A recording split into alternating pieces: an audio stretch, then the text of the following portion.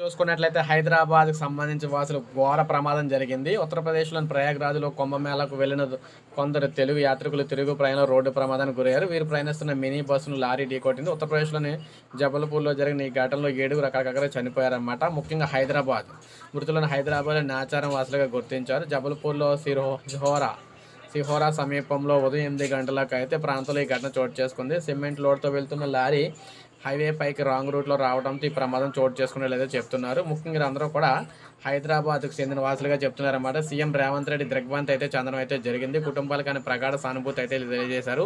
అవసరమైన సహాయక చర్యలు చేపట్టాలని, గాయపడిన వ్యక్తుల కుటుంబానికి మెరుగైన వైద్యం అందించాలని అయితే చెప్పడం జరిగింది. ఈ విధంగా పెను ప్రమాదం అయితే జరిగిందనమాట తెలంగాణ వాసులకు, హైదరాబాద్ వాసులకు కుంభమేళాలోని.